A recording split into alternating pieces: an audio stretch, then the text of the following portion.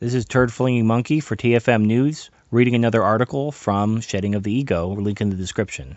There are a few certainties in life, but they include death, taxes, and that men will be blamed for the behavior of women. The latest example of this appeared in the CNET article regarding a BBC interview with a psychologist concerned that men are choosing video games and porn over relationships with women.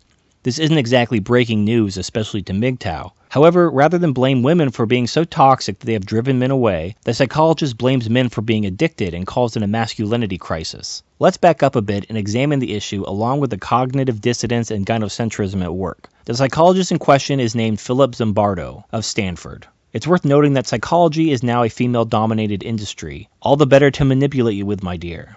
I'll give Philip the benefit of the doubt and assume that his manginery is simply the result of knowing which side his bread is buttered on, and that if he wants to keep his job in a female-dominated industry, being a white knight mangina is simply par for the course.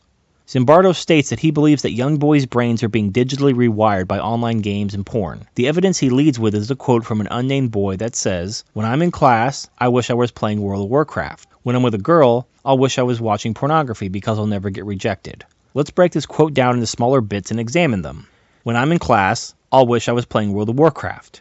You mean school is boring? No way, I had no idea.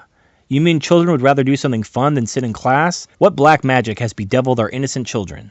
Seriously though, this has nothing to do with sexuality. Ask a 5-year-old attending preschool compete with naps and cookies, whether they'd rather go to school or stay home and play video games, or watch TV, play with their toys or whatever, and see what they say. You'll only be shocked by the answer if you're a moron or a mangina psychologist from Stanford. This also isn't exclusively a male problem. Young women probably would rather be on social media or socializing with their friends than attending class. Does this mean girls' brains are being digitally rewired by social media and that they're experiencing a crisis of femininity? When I'm with a girl, I'll wish I was watching pornography because I'll never get rejected.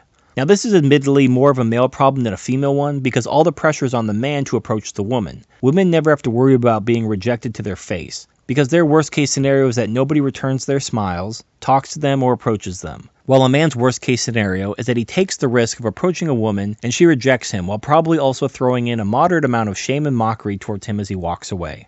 This is not an issue that came about because of porn. It's an issue that's been around for centuries, and as women have become more narcissistic and entitled, it's simply gotten worse. Women are progressively becoming less attractive and more entitled, while porn is becoming more realistic and accessible. It's not hard to see why porn would be preferred, but of course the psychologist puts no responsibility on women for their role in men rejecting them. Zimbardo continues by discussing a brand new disorder for men later on in the article. It's called PIED, or porn-induced erectile dysfunction. It is apparently this phenomenon wherein modern women with their roles of fat, narcissistic attitudes, and massive entitlement have caused men to no longer be attracted to them. Women have become so toxic that men can't even maintain an erection while staring into their cellulite and feeling how loose their vaginas are due to the miles of cock that have been run through them. I know you're shocked, but it's a serious problem.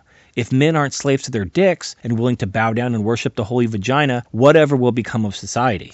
Luckily, Mr. Zimbardo has a solution, but you'll have to buy his book, Man, Disconnected, How Technology Has Sabotaged What It Means to Be Male, to learn what it is.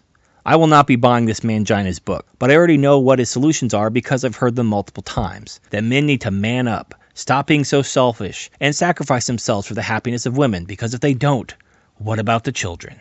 This is yet another attempt to repackage traditionalism. Whereas Rush's neo-masculinity attempts to rebrand traditionalism as somehow beneficial to men, Zimbardo's argument doesn't even attempt to be pro-man, but it takes the standard feminist route of shaming and blaming men while taking all of the responsibility off of women for their actions and behaviors. Allow me to explain the underlying issue using the example of the video game Roller Coaster Tycoon. I would rather go to an actual theme park than play Roller Coaster Tycoon on my computer.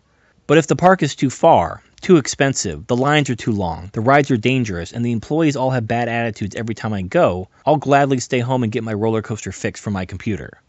The article closes by asking the question of whether these developments are sabotage or progress. I would argue that this is progress. Men have been slaves to their dicks for too long, and it has allowed women to walk over men and destroy the societies that we've built. Men have competed for women since the dawn of time, and now that, for the first time, women are facing a little competition themselves, they are losing their minds. Has anyone thought that if men prefer porn to women, maybe the problem isn't porn?